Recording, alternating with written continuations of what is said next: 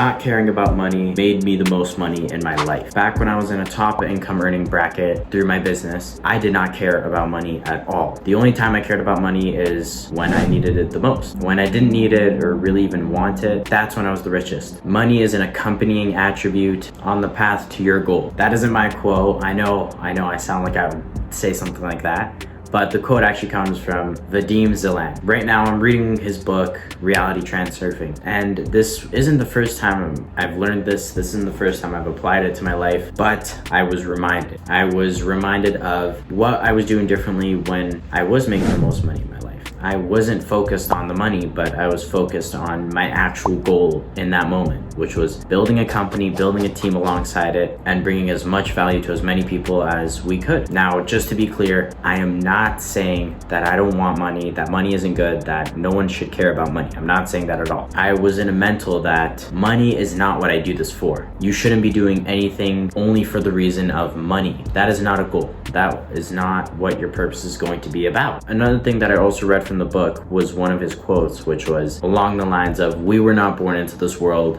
to chase money." If you're enjoying the video and you're getting something new out of this so far, please, it would mean the world to me if you liked the video, and thank you. It really did make me think, like, you know what, that's fair enough. No one was born here to chase something that is created by a matrix or a pendulum that is meant to keep you slaved and keep you under the system. Now, the mentality I did have was, I am working on my goal. I'm growing my business, I'm growing my team, I'm growing the amount of customers we're getting, and I just knew in my head, as a result of this, yes, money would come in, and money did come in. So depending on what you're doing, as long as you're working on a goal that delivers value not just to yourself, but to everyone else around you, money's just gonna come. Now, to touch a bit more on the goal, it doesn't have to be your ultimate life purpose. My seasonal cleaning business is not what I'm gonna do for the rest of my life. That is not my ultimate goal in life, but it should be something that brings an instant joy to yourself when you think about it. It should be something that delivers genuine value to other people, whether that's a product or a service, digitally, physically. It should be something that delivers real, genuine value. For a lot of people right now, they dislike their jobs. They dislike what they're doing for work until the weekend comes. And when that check comes, when the money comes in, then they forget about the past moments where they've been struggling, and now they're focused on the current moment where they get to spend their money on whatever they want. And then Monday morning hits,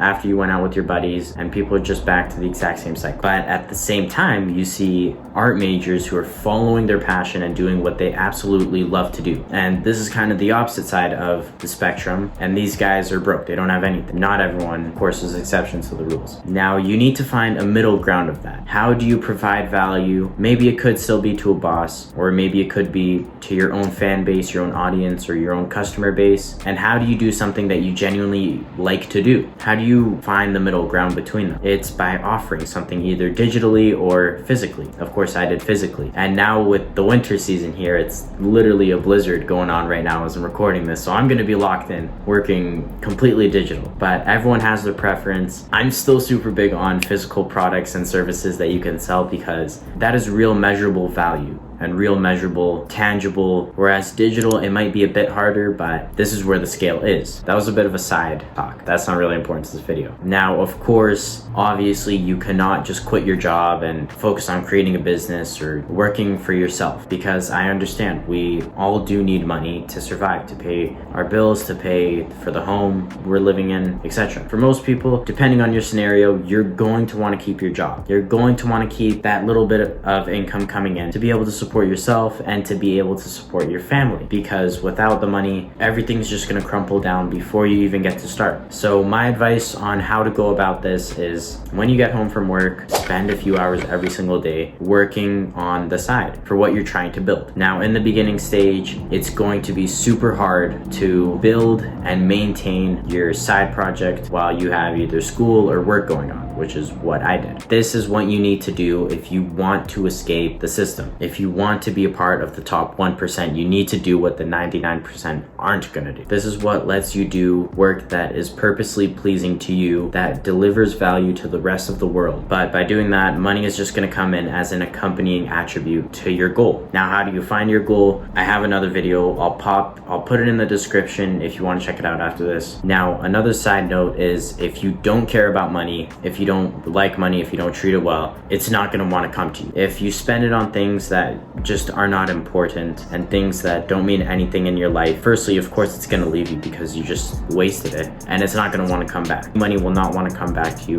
if you disrespect money. Now, all of this is a bit to take in, especially if you're first hearing about this. Of course, it wasn't as bad when I was reminded when I was reading the book, but when I first heard this, it was really hard to take in because it's the complete opposite of what you would think. You would think that you would want to be in this hustler, balls to the walls, I need money mentality, but it's kind of the opposite. If you even look at the richest people and you listen to what they're saying, they just don't care about money. The biggest one is probably Bill Gates. The guy did not care about money when he was starting Microsoft. And Elon Musk now. The guy owns nothing. He's living in a $50,000 home and all he's focused on is growing his businesses. But all of this just makes you question, is what I'm doing right now worth it? Should I keep going with this? And only you can figure out that answer, but I think everyone knows the answer. The only thing is you need to take the action. Now, I'm gonna leave it off with that. If you made it to this very end, I really appreciate you watching. It means a lot to me that you think what I'm saying has real value. I really appreciate it. It means a lot to me. And thank you again for making it to the end. Have a good one.